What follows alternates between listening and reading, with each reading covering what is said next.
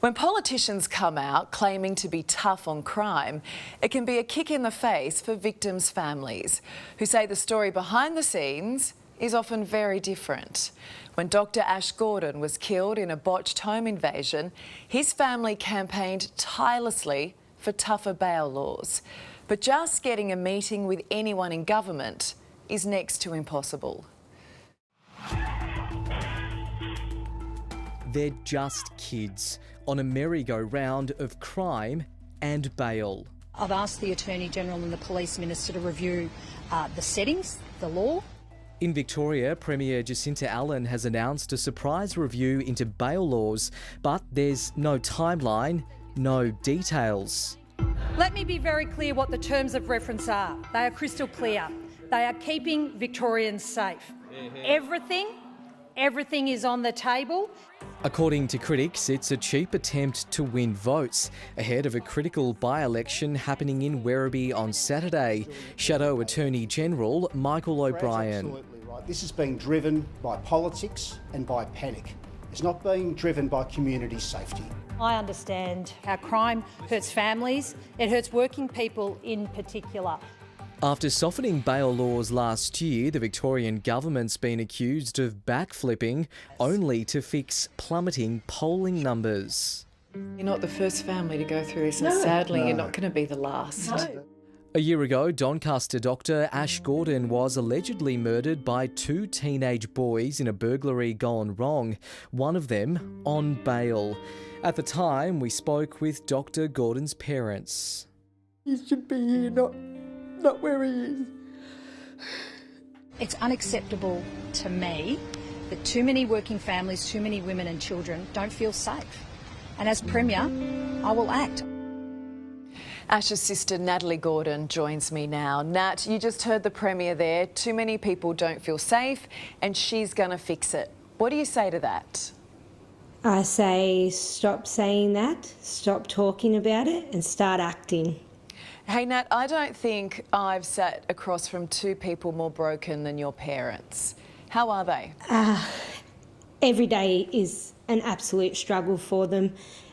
It's one of the most heartbreaking things to ever watch a parent go through.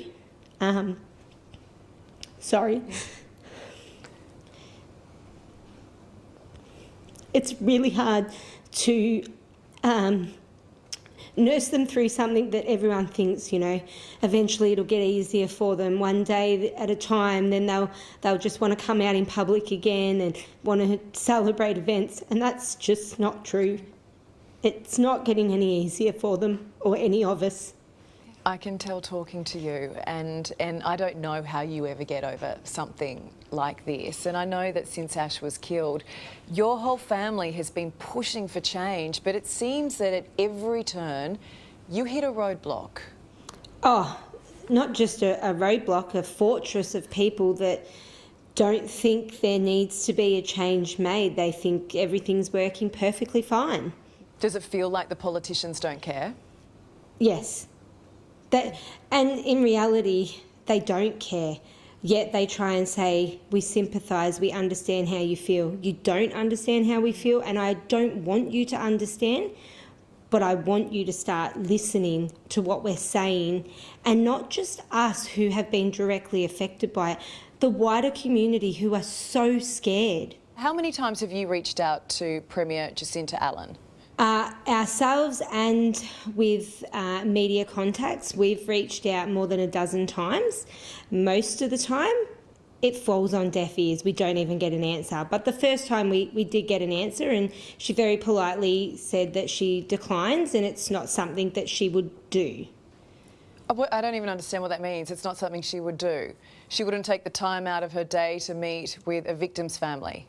Yeah, that's how I read it, or it's just something that she's not willing to do. She's not gutsy enough, basically, to sit there and look us in the eye. She's telling everyone now, oh, yes, we do need a reform. We need to have a look at bail laws. So who do you believe here? What is actually happening, do you think? I believe that she's clutching at straws to hold on to her voters because she is well aware that she has lost all faith from the Victorian community.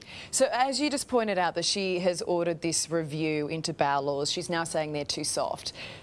The issue with it, we have no information on how it will work. There's no timeline and no clue if it'll actually lead to tougher bail laws. Just so you know, we asked her to come on the show yesterday. We asked her to come on again tonight and it was a no. What do you think is behind this push of hers? The 2 by-elections that she's looking at to hold on to them voters that she has currently got in them areas, which if you go and speak to people within them areas, she's lost their vote already. I mean, we know she and her government are polling terribly. Do you think this is purely political? 100%. Absolutely 100%. So do you have any faith things will change? None whatsoever. I'm sorry. I remember sitting down with you in the days after Ash lost his life, and that was the one thing that you guys were holding on to, that you weren't going to let this happen to anyone else. It's unimaginable. I could not imagine anyone else having to go through this. But not only not letting it happen to anyone else, I do not want to let my brother's death be in vain. His life meant something, and his goal was to make changes. He wanted to be the best doctor he could ever be, and I want to continue that legacy for him. Yeah. And he'd be so proud of you for doing this, by the way, Nat. You know that.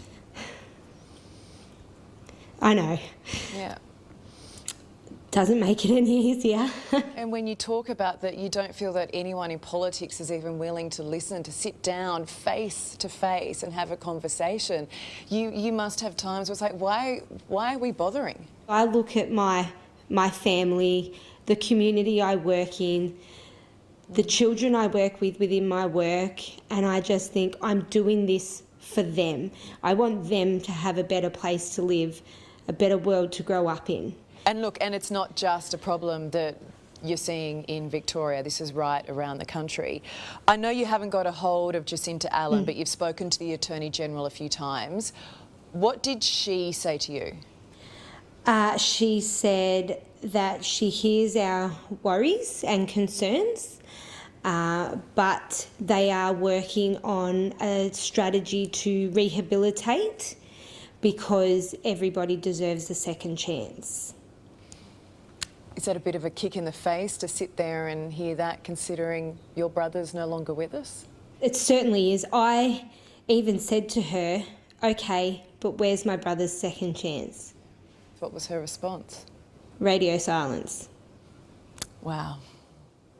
Okay, look, we know the Premier won't face you, but here's your chance. What is your message to Jacinta Allen? Stop just talking, stop filling our heads with possible hope, because nobody believes you anymore. Nobody has faith in you. If you want to restore that faith, act now. Hey Nat, strong words, and keep fighting, okay? Thank you, will do. A good human and a really lovely family who deserves to be treated better than this.